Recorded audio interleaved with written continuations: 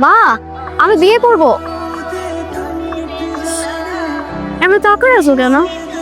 তোমাদের তো আমাকে নিয়ে কোনো চিন্তাই নাই। শোনো না মা, এই শীতে তুমি আমাকে একটু বিয়ে করে দাও না প্লিজ, একটু বিয়ে করে দাও। মা, দিন দিন তো আমার বয়স হইতেছে তাই না, পরে তো আমি বুড়ি হয়ে যাবো। বুড়ি হয়ে তো আমাকে বিয়ে করবে না, তাই বলতেছি এই শীত তো আমাকে একটু বিয়ে করে দাও প্লিজ। এই তোর বয়স কত? তুই এই বয়সে আসছিস বিয়ের কথা বলতে? যা কামিতে যা তো। আচ্ছা মা, তোমার কত বছর বয়সে বিয়ে হয়েছিল? কেন 14 বছর বয়স ছিল। কি বলো? তোমার 14 বছর বয়সে বিয়ে হয়েছিল? আরে আমার তো এখন বয়স 16 চলে। এর মানে আমি তোমার থেকে 2 বছরের বড়। 2 বছরের বড় মানে? তোমার যেহেতু বিয়ে 14 বছর বয়স হয়েছিল, তাহলে আমার এখন বয়স চলে কত?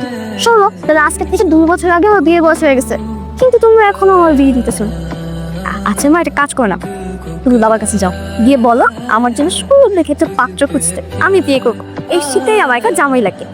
আমি তোর বাবার কাছে কিছুই বলতে পারবো না, তুই গিয়ে বল, আর হাতে কাজ আছে। তুমি বলবো না?